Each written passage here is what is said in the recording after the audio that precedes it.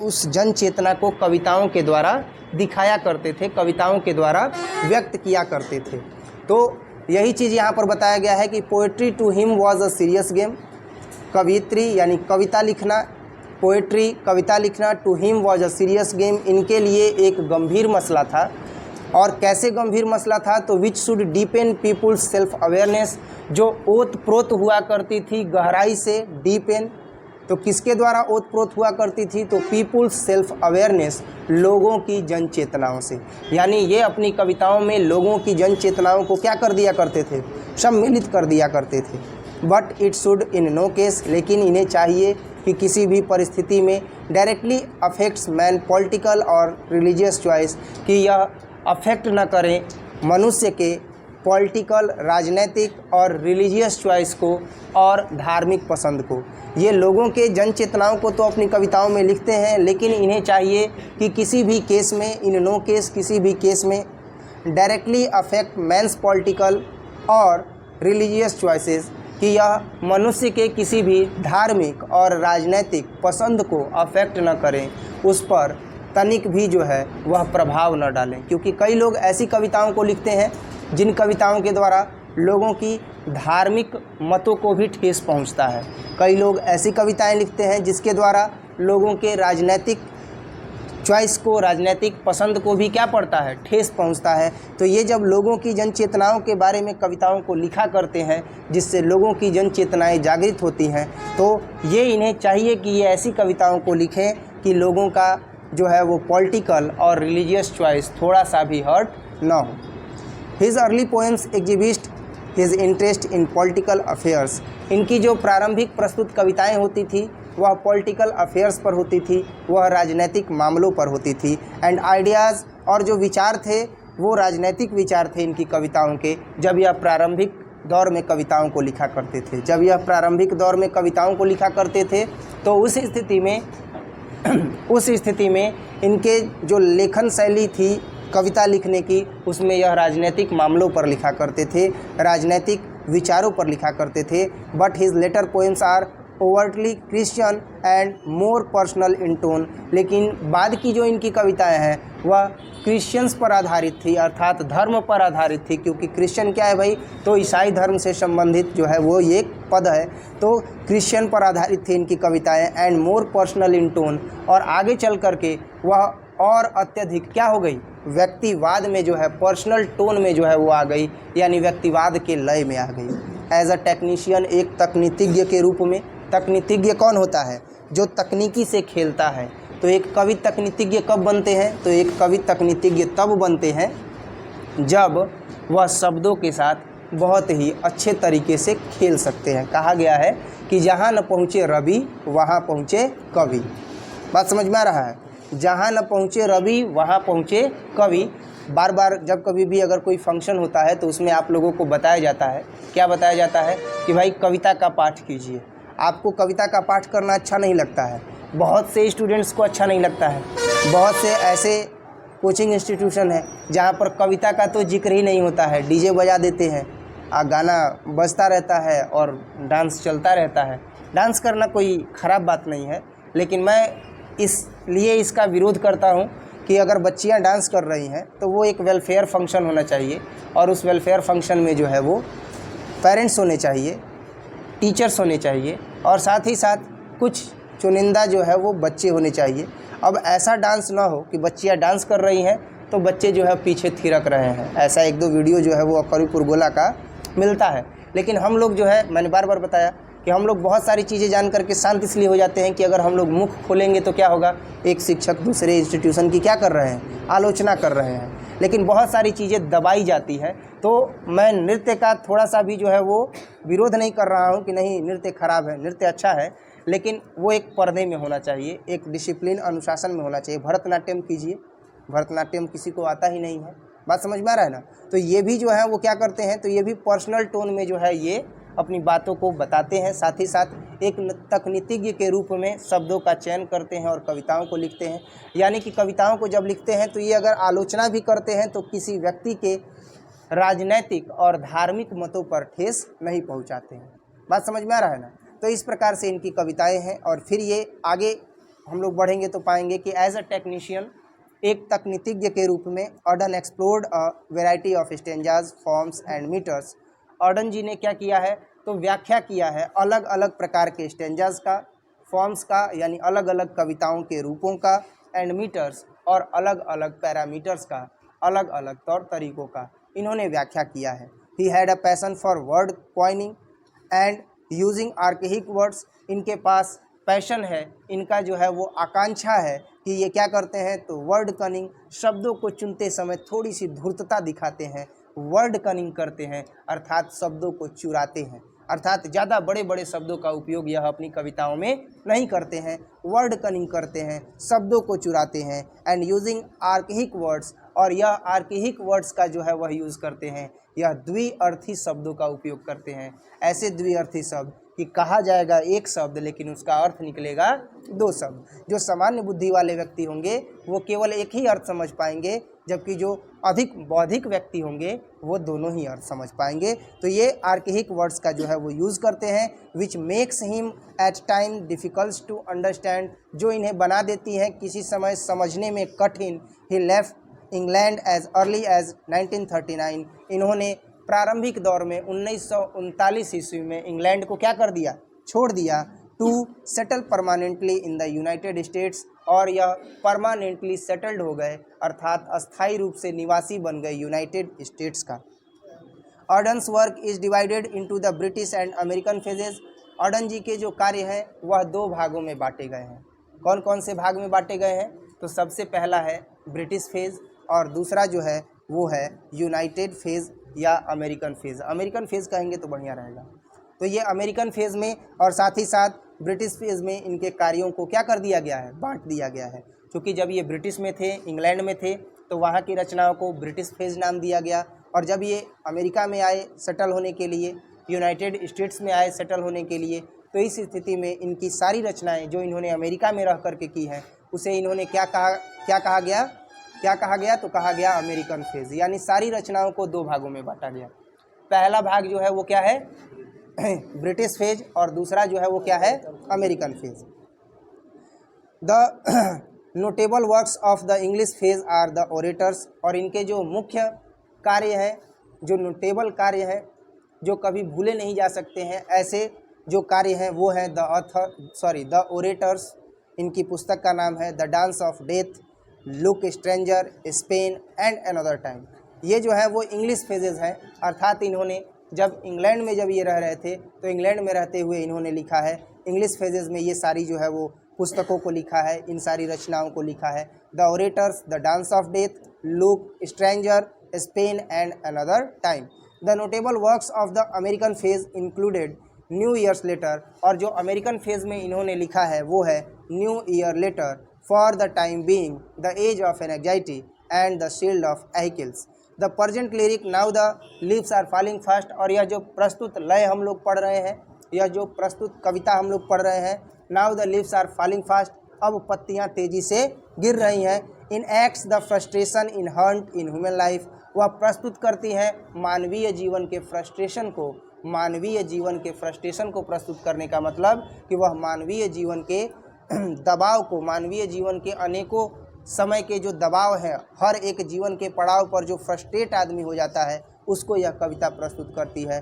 The aspiration that's are not fulfilled, वो भावनाएं जो कभी भी पूरी नहीं होती हैं। And the sense of loneliness, और वह भाव जो अकेलेपन का होता है। In which every individual lives and dies, जिसमें प्रत्येक व्यक्ति जीता है और मर जाता है, उस तरह की भावना को यह कविता क्या करती है, प्रस्तुत करती है।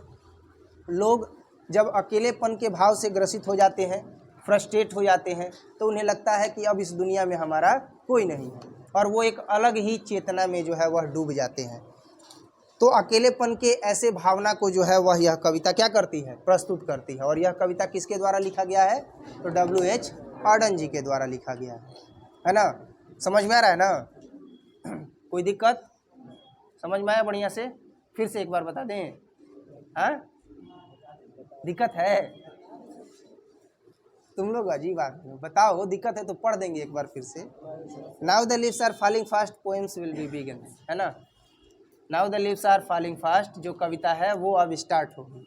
देखो होता क्या है ना कई बार ऐसा होता है, जैसे आप लोग अभी शर्मा रहे हो, हमारे अंदर प्रतिभा होती है लेकिन हम उस प्रतिभा को दिखाने में सकुचाते हैं। हम थोड़ी सी लज्जा महसूस करते हैं, शर्म महसूस करते हैं कि नहीं करते हैं। पर ये जो दुनिया है वो सलाम उसी को करती है जिसके पास प्रतिभा है। ऐसे बहुत से सिंगर हैं जिनको बाथरूम सिंगर कहा जाता है। जब बाथरूम सिंगर का मतलब हुआ दरवाज़ा बंद करके और वो लोग गीत गाते हैं, काफ़ी अच्छा गीत गाते हैं। पर क्या दुनिया उनको जानती है? दुनिया उन्हीं सिंगर्स को जानती है जो दुनिया के सामने अपने सिंगिंग को क्या करते हैं, प्रेजेंट करते हैं, दिखाते हैं कि हाँ हम अच्छा गाते हैं। बात समझ में आ रहा है ना? कोई भी अगर टैलेंट है तो उसको दिखाना पड़ता है, क्योंकि कहा गया है कि जो दिखता है वो बिकता है। बात समझ में आया? कैसा भी काम हो लोग दिखाते हैं, इसलिए दिखाते हैं ताकि उस कार्य का मूल्य जो है वो आंका जा सके।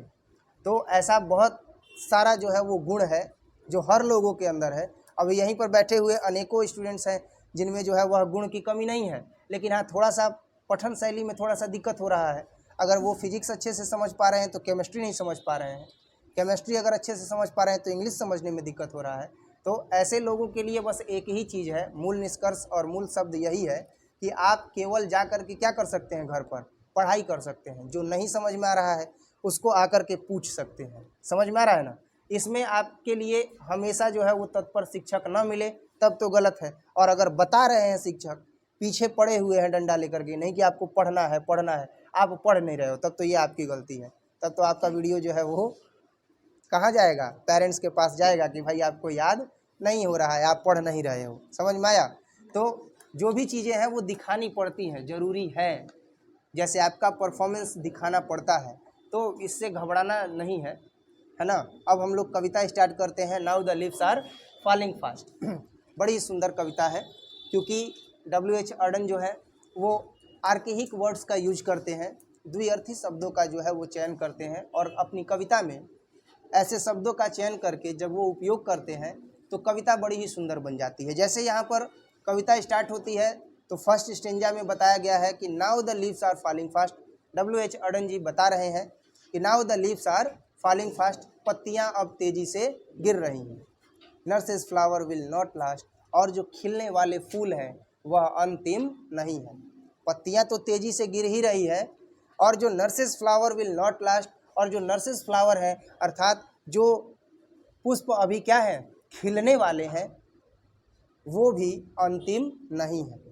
Nurses to the grapes are grown, और nurses to the grapes are grown का मतलब हुआ कि जो nurses to the grapes are grown, कुछ जो पुष्प हैं वह अभी कहाँ चली गई हैं, कब्र में चली गई हैं। And the palms go rolling on, और यह प्रक्रिया निरंतर चलती रहती है। तात्पर्य यह कि इसमें बताया गया है कि जो पत्तियां हैं वह तेज़ी से गिर रही हैं, और जो खिलने वाले फूल हैं वह अंतिम फूल नहीं है। ऐसे अनेकों फूल जो हैं वह कहाँ चले गए हैं, ग्रेप्स में चले गए हैं। कहाँ चले गए हैं, कब्र में चले गए हैं। यानी ऐसे ही पुष्प खिले हैं, मुरझाए हैं और नीचे गिर गए हैं। And the palms go rolling on, और यह प्रक्रिया जो है वह निरंतर क्या हो रही है, चलती आ रही है, चलती आ रही है। मैंने बताया कि ये आर्केहिक वर्ड्स का यूज करते हैं, तो कितना ही सुंदर अर्थ दूसरा निकलता है कि ये जो जीवन है, यह जीवन सुख और दुख से मिला हुआ है, जिसमें जीने वाले लोग अपने अंतिम पड़ाव मृत्यु तक पहुंचते हैं। पर वो जब अपने मृत्यु तक पहुंचते हैं तो इस दुनिया में अनेकों ऐसे लोग हैं जो प्रत्येक दिन मर रहे हैं, जैसे गुजर रहे हैं, जैसे पत्तियां प्रत्येक दिन गिर रही हैं, वैसे ही बहुत से मनुष्य हैं जो क्या हो रहे हैं, गुजर रहे हैं, मृत्यु को प्राप्त कर रहे हैं। और अनेकों ऐसे बच्चे हैं जो रोज़ प्रतिदिन क्या ले रहे हैं, जन्म ले रहे हैं। Nurses to the grapes are grown, और जो गुजर चुके हैं वो कहाँ चले गए हैं, तो कब्र में चले गए हैं। And the palms go rolling on, और यह जो प्रक्रिया है वह लगातार चलती रह रही है, अर्थात यह जो प्रक्रिया है वह लगातार चल रही है। Whispering neighbours left and right, जो विस्परिंग नेबर्स हैं, जो यम के दूत हैं जो यम के दूत हैं वह हमारे दाहिने और बाएं हैं। हम बैठे हुए हैं, अब ये गिर जाएंगे चक्कर खा के, पता चला सर में चोट लगा, चले गए। तो ये क्या है, ये यम के दूत हैं। ये यम के दूत हैं जो हमारे अगल बगल घूम रहे हैं। Whispering neighbours left and right, यम के दूत हमारे अगल बगल हैं। Pluck us from the real delight, जो हमें तोड़ देते हैं वास्तविक खुशियों से, हम खुश किस में रहना चाहते हैं? हम खुश में रहना चाहते हैं कि इंसानों के बीच में रहें, सबसे प्रेम भाव बना रहे, सबसे सद्भाव बना रहे, हम अपने परिवार के साथ खुशी खुशी रहें। लेकिन ये जो यम के दूत हैं वो हमें क्या कर देते हैं? इस रियल डिलाइट से तोड़ देते हैं, और हमें इस रियल डिलाइट से तोड़ देते हैं। And the active hand must freeze. और जब वो ऐसा करते हैं तो ये जो एक्टिव हैंड है, जो इतना लिख रहा है, पढ़ रहा है, घूम रहा है, ये क्या हो जाता है? फ्रीज हो जाता है, अकड़ जाता है। लोनली ऑन द सेपरेट नीज। और हमें क्या करता है? तो अकेलेपन में घुटनों पर झुका देता है। यानी हम जीवन को क्या कर जाते हैं? हार जाते हैं। जो विस्परिंग नेबर्स हैं वो क्या करते हैं? वो हमारे एक्टिव हैंड को फ्रीज कर देते हैं और हमें लोनली ऑन द सेपरेट नीज, और हमें अकेलेपन में घुटनों पर झुका देते हैं। जब कोई व्यक्ति हार मान जाता है तो वह घुटनों पर झुक जाता है। तो इसी प्रकार से जब यम के दूत हमारे अगल बगल रहते हैं और हमें रियल डिलाइट से, वास्तविक खुशियों से तोड़ देते हैं, तो उस स्थिति में जो हमारा एक्टिव हैंड है वह फ्रीज हो जाता है, अर्थात जो शरीर का अंग है वह अकड़ जाता है, और हम अपने घुटनों पर क्या करते हैं? हार मान लेते हैं। अर्थात हमारे जीवन की जो झड़ी है वह क्या हो जाती है? टूट जाती है। जो जीवन की लड़ी है वह भी क्या हो जाती है? टूट जाती है। जो जीवन की बागडोर है वह टूट जाती है। किसके द्वारा टूटती है? यम के दूत के द्वारा, विस्परिंग नेबर्स के द्वारा। Dead in hundreds at the back. Dead in hundreds, सैकड़ों लोग जो है वह पीछे गुजर चुके हैं। Follow wooden in our track. और वह जो है वह वुडन ट्रैक को फॉलो किए हैं, अर्थात अनेकों संघर्ष के पथों को वह क्या किए हैं? फॉलो किए हैं। Arm raised stiffly to reprove. अब यहीं पर ये लाइन जो है वो काफ़ी इंस्पिरेशन देती है कि dead in hundreds at the back, पीछे अगर देखा जाए तो सैकड़ों लोग गुजर चुके हैं। अभी एक सेकंड गुजरा नहीं कि पीछे जो है वह लोग क्या हो गए हैं? तो गुजर चुके हैं। और एक दो नहीं, कितने लोग गुजर चुके हैं? सैकड़ों लोग गुजर चुके हैं। तो पीछे जो है वो सैकड़ों लोग गुजर चुके हैं। अभी एक पल गुजरा नहीं कि सैकड़ों लोग क्या हो चुके हैं? गुजर चुके हैं। Follow wooden in our track. और वो हम ही लोगों के जैसे वुडन ट्रैक को फॉलो किए हैं। वो हम ही लोगों के जैसे वुडन ट्रैक को फॉलो करने का मतलब कि जंगली रास्तों को फॉलो किए हैं, अर्थात जंगली रास्तों से गुजरे हैं। तात्पर्य यह कि जिस प्रकार जंगल में भय से युक्त आवरण होता है, माहौल होता है, वहाँ पर संघर्ष करना पड़ता है, और तब जो जानवर होते हैं जंगल के वह जीवित रहते हैं। ठीक उसी प्रकार से जो सैकड़ों लोग गुजर चुके हैं वह इस दुनिया में वुडन ट्रैक को फॉलो किए हैं, अर्थात संघर्ष भरा जीवन जिए हैं। Arms raise stiffly to reprove. अपनी भुजाओं को क्या कीजिए? उठाइए। क्या करने के लिए? रिप्रूव करने के लिए। Arms raise stiffly to reprove. सख्तता से यानी कठोरता से अपनी भुजाओं को क्या कीजिए? उठाइए।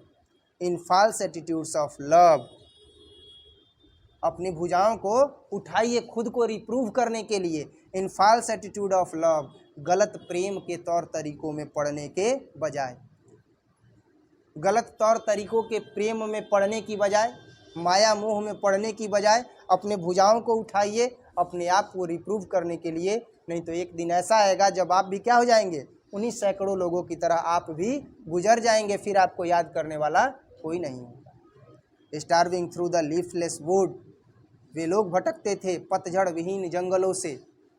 वे लोग भटकते थे पतझड़ विहीन जंगलों से।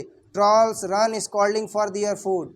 जो छोटे छोटे कीट पतंगे होते हैं वह उस पतझड़ वाले जंगल में अपने भोजन के लिए भटकते हैं। And the Nightingale is dumb. और उस पतझड़ भरे जंगल में जो बुलबुल है, जो मीठा बोलती है, वह गूंगी हो चुकी है।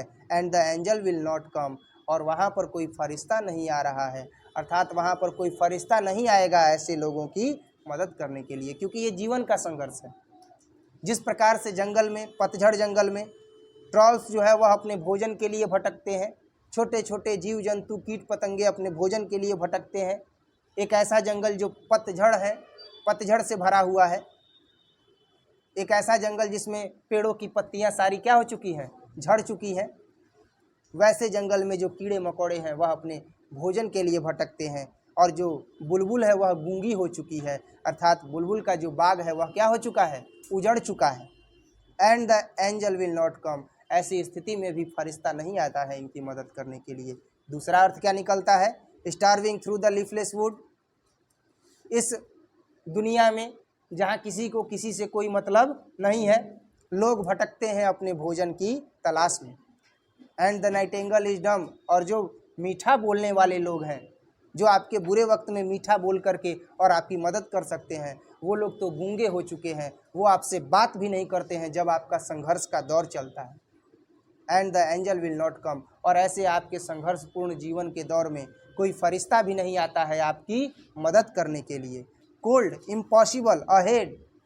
कोल्ड, कोल्ड मतलब हो गया ठंडा, इम्पॉसिबल मतलब हो गया असंभव। अब यहाँ पर इंस्पिरेशन फिर मिलता है। Cold, impossible, ahead. कोल्ड मतलब ठंडा, यानी शरीर के अकड़ने से पहले, इम्पॉसिबल कुछ भी असंभव होने से पहले, अहेड आगे बढ़ जाइए, list the mountains lovely head, और उन ऊंची ऊंची चोटी श्रृंखलाओं का लिस्ट बनाइए, सूची बनाइए, जहां आपको क्या करना है, जाना है। अर्थात आपके जीवन में जो लक्ष्य है उस लक्ष्य की सूची बनाइए, और उस सूची को बना करके उसे प्राप्त करने के लिए दिन प्रतिदिन क्या कीजिए, कार्य कीजिए। Whose white waterfall could bless, तब जा कर के ईश्वरीय शक्ति जो है वो आपको ब्लेस करेगी। ट्रैवलर्स इन दियर लास्ट डिस्ट्रेस, जब यात्रा करने वाले अपने लास्ट डिस्ट्रेस में पहुंचेंगे, जब यात्रा करने वाले अपने अंतिम पड़ाव में पहुंचेंगे। अर्थात जब यात्रा करने वाले व्यक्ति जो अपनी जीवन यात्रा को प्रारंभ किए हैं, ऐसे व्यक्ति जब अपने अंतिम पड़ाव पर पहुंचेंगे तो उन्हें ईश्वर का जो है वो आशीर्वाद प्राप्त होगा। वाइट वाटरफॉल, उजले श्वेत झरने का जो पर्वत श्रृंखलाओं से नीचे गिरती है आशीर्वाद की तरह, चारों तरफ का माहौल ठंडा कर देती है, उसी प्रकार से ईश्वरीय शक्ति का आशीर्वाद भी आपको मिलेगा जब आप अपने लक्ष्य को प्राप्त करने के लिए अपने आप को क्या कर देंगे, समर्पित कर देंगे। चाहे कितनी भी कठिनाई हो, चाहे कितना भी असंभव कार्य हो, आप आगे बढ़िए। Cold, impossible, ahead, list the mountains lovely head, और ऊंची ऊंची चोटियों की श्रृंखलाओं का क्या बनाइए, लिस्ट बनाइए, सूची बनाइए। Whose white waterfall could bless, और तब जाकर के वाइट वाटरफॉल आपको क्या करेगा, ब्लेस करेगा। अर्थात ईश्वरीय शक्ति श्वेत प्रकाश आपको क्या करेगा, ब्लेस करेगा, आशीर्वाद देगा। ट्रैवलर्स इन दियर लास्ट डिस्ट्रेस, और तब जाकर के जब आप अपने अंतिम पड़ाव में जाइएगा तो डिस्ट्रेस रहिएगा, सारी चिंताओं से मुक्त रहिएगा। तो ऐसे कितने लोग हैं जो अपने लक्ष्य को प्राप्त करने के लिए अपने आप को तैयार करेंगे, हमेशा आगे बढ़ेंगे।